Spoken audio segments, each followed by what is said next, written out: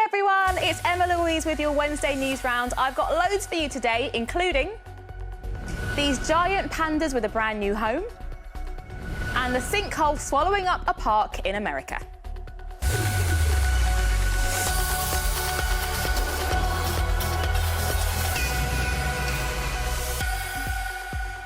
But first, the countdown is on to the UK general election, where voters will pick who runs the country. But did you know, instead of one big election, it's actually lots of little ones? And just like a game, the more points a team picks up, the closer they get to winning. Here's the graph to explain. It's the country's top job, and all the political teams, or parties, select a leader, all of whom want to be Prime Minister.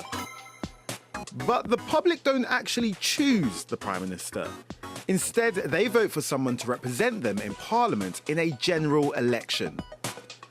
Known as Members of Parliament, or MPs, they usually belong to one of those political teams. That's because a general election isn't one big election, it's lots of smaller ones added together. OK, let me explain.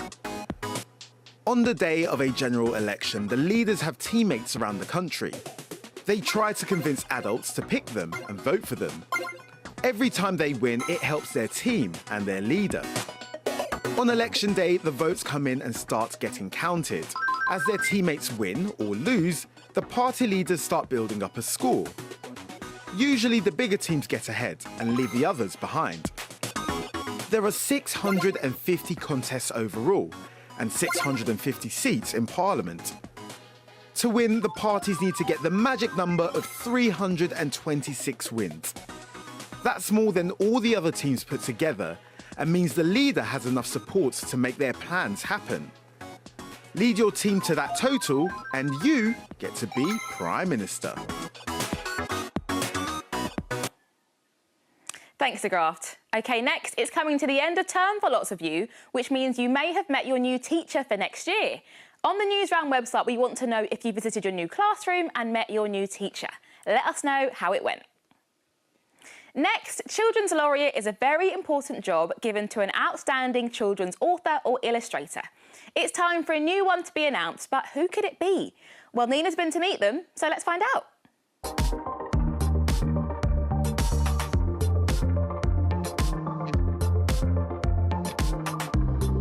Frank, huge congratulations on the new job. Just tell us, what exactly is the job of the Children's Laureate? The Children's Laureate is someone who celebrates children's literature and points to what's so great about it, and it's just the top job. I am hoping to draw attention to how important it is to have a good experience of books early in your life, and what an enormous advantage your parents or your carers or your big siblings or your teachers are giving you if they read to you when you're very little.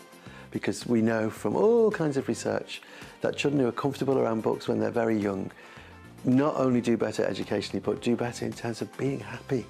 Because our children's stories are great at helping us to be happy. And you are a fantastic children's author. You've written loads, and you say you love particularly, obviously, writing for children. Why is that? The books that I read when I was, especially when I was like 7, 8, 9, 10, they really became part of me. And I've done lots of other things. I've made lots of films, and it's lovely when you make a film and people come up to you and go, "Oh, I love your work." But I remember the books that I read when I was 7, 8, 9, 10, they're actually part of me. And to be able to create something like that for other children is a wonderful thing, you know. Are there any books in particular that really stick out from when you were little? Well, I absolutely loved The Tiger Who Came to Tea. There's a page in that where the tiger's eating all the food and the dad takes them out for sausage and beans, and it's like a dark street at night, you shouldn't be up so late, and they're going to a little cafe, and I remember looking at that thinking, wow, that is happy. Yeah. And now we're grown up, and sometimes we get in that situation where it's, oh, like, can't be bothered cooking, I'm going to take you to, and I just feel like I'm the dad in The Tiger Who Came to Tea. And that's how it is, isn't it? It makes you notice the moments of happiness in your life, because you often have these moments of happiness, but they kind of go by. Because so much in modern life is really frenetic and really kind of, you do this before, on to the next thing. But a book will wait for you. What else waits for you? The book will wait for you. You can put it down, lose it, come back a year later and pick it up. Well, thank you so much, Frank. Okay. Congratulations. And good luck in the new role. Okay, thank you so much. I'm very excited. Thank you, Nina, and good luck, Frank. Now take a look at this. Strikers are going to want to avoid playing in the hole at this football field in the US. The 30-metre wide sinkhole opened up in a park in Illinois in America, swallowing a lamppost, benches and artificial turf. Fortunately, nobody was injured by the dramatic collapse, which was caught on CCTV. Next, De Graft brings us the latest environmental news. Let's find out about an art project, a day of celebration in Nepal and a new home for 2 giant pandas. First this week, we head to London in the UK to learn more about the huge new art project highlighting animals and the environment. It'll involve a journey of puppet animals from the Congo in Africa all the way to the north of Norway, around 13,000 miles, and is intended to highlight the problems animals face when they're forced out of their natural environments due to global warming. The team make the puppets of various animals from recycled materials such as metal and cardboard and bring them to life with their puppetry skills.